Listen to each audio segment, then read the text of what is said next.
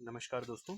आज के वीडियो में मैं आपको एसएससी सीजीएल मेंस जो 2024 हुआ था उसका एक्सपेक्टेड कट ऑफ बताने वाला हूँ। और इससे पहले वाले वीडियो में मैंने 2400 जीपी के लिए बताया था, ठीक है। उससे के बाद मैं इसमें 2800 जीपी के लिए बताऊँगा और नॉर्मलाइजेशन का भी पूरा सीन बताऊँगा कि मैक्सिमम कितना नॉर्मलाइजेशन हो सकता है, ठीक है। और रॉन्ग क्वेश्चन का तो मैंने बता दिया था, फिर भी थोड़ा सा बता दूंगा। अगर आपको सुनना हो तो आप सुन सकते हैं, नहीं तो स्किप कर सकते हैं, 1 मिनट का है मात्र, ठीक है। तो सबसे पहले स्टार्ट करते हैं।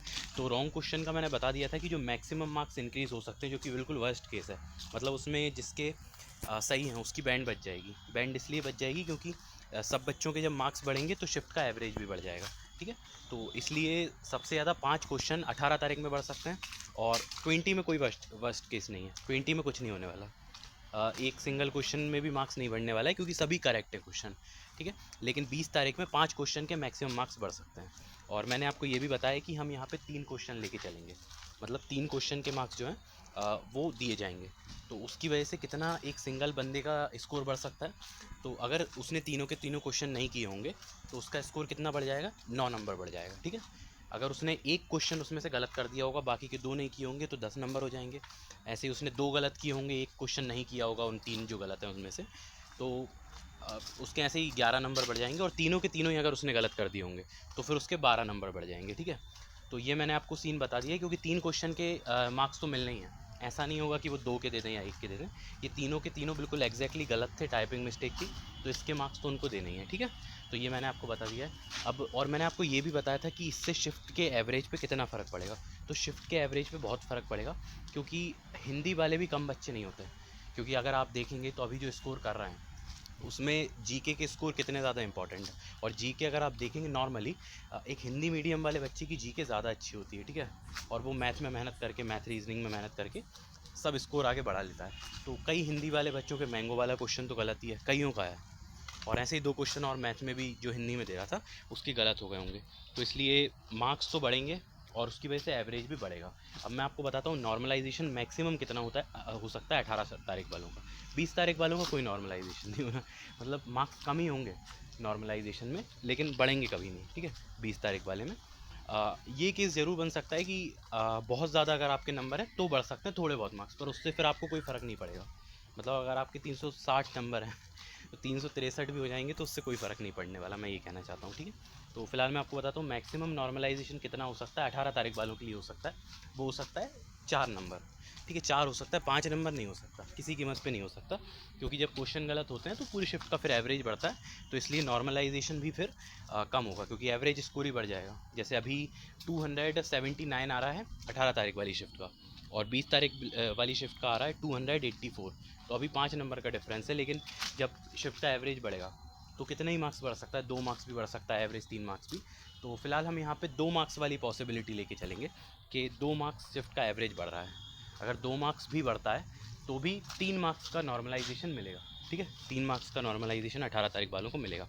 अब सीधे कट ऑफ की तरफ बढ़ते हैं। मैंने आपको पूरा सीन बता दिया है और अभी भी आपको डाउट जा रहा है कि कैसे बोल दिया 2 मार्क्स बढ़ेगा, पूरी शिफ्ट का इतने बढ़ जाएंगे, तो वो भी मैंने पिछली वीडियो में बता रखा है। अगर आपको फिर भी डाउट है, अगर आपने वो नहीं देखी, आपको डाउट है, तो आप कमेंट कर सकते हो। उसके लिए भी मैं एक शॉर्ट वीडियो डाल दूंगा, तो उसमें आपको क्लियर हो जाएगा कि किस तरह से एवरेज बढ़ता है, तो किस हिसाब से मैं 2 नंबर एवरेज शिफ्ट का एवरेज जो है वो बढ़ाने के बाद नॉर्मलाइजेशन के मार्क्स कम कर रहा हूँ, ठीक है।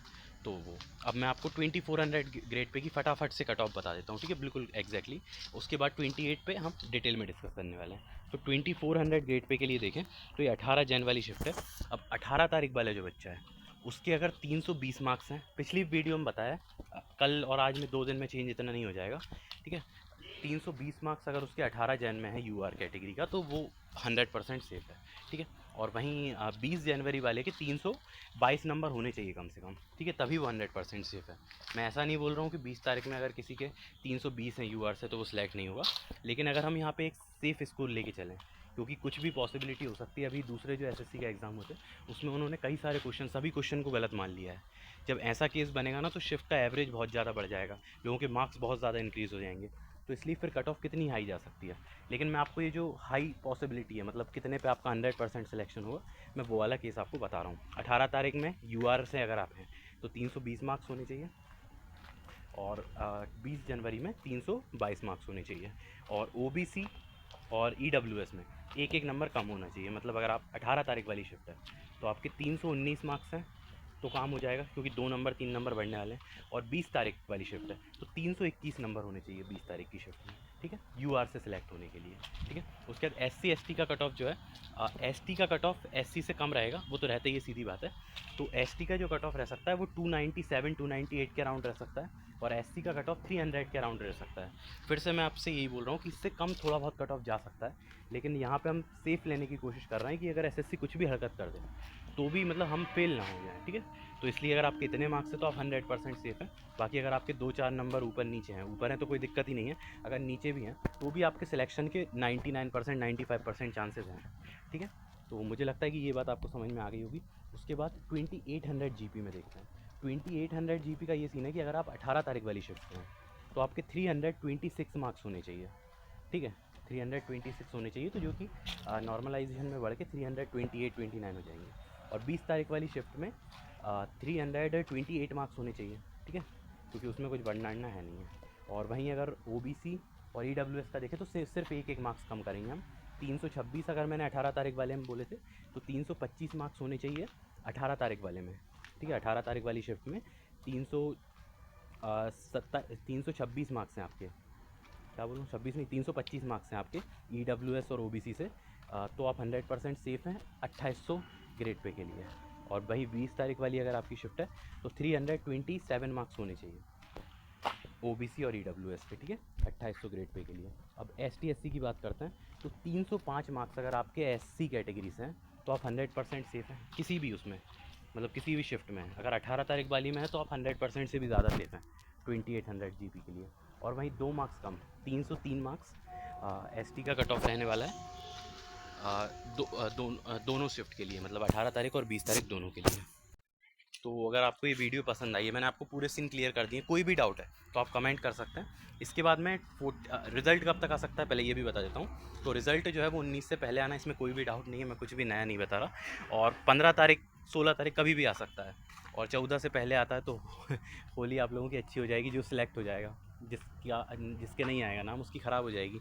तो अब उसमें कोई भी डिटेल में कैसे बता सकता है कि कितने तारीख को आएगा। 19 से पहले है, अब 6-7 दिन भी अगर आप वेट नहीं कर सकते, इतना बड़ा आपने एग्ज़ाम दिया है तो फिर क्या ही मतलब है। इतना सब्र तो होना चाहिए। तो इसलिए ज़्यादा परेशान ना हो। कोई भी यूट्यूबर आपको एग्जैक्ट डेट तो बता नहीं सकता, पर 19 से पहले बहुत ज़्यादा एक्सपेक्टेड इसीलिए है क्योंकि नेक्स्ट हियरिंग है एसएससी की। तो अगर उसमें वो केस हार जाता है तो उसको वेटिंग लिस्ट जारी करनी पड़ सकती है, उसकी प्रोसेस बढ़ जाएगी, उसका पैसा लगना बढ़ जाएगा, ठीक है। तो सिर्फ यही वजह है कि वो 19 से पहले देने की कोशिश करेगा। और आप डेली देख रहे हैं किसी की आंसर की आ रही, किसी का रिजल्ट आ रहा है, यही चल रहा है एसएससी में। तो सीजीएल का भी नंबर बहुत जल्दी लगने वाला है 19 से पहले, ठीक है। तो आप सभी को हैप्पी होली। और 4200 ग्रेड पे और 4600 ग्रेड पे के लिए भी मैं वीडियो डालूंगा, लेकिन बहुत ज़्यादा क्राउड उसका है नहीं है।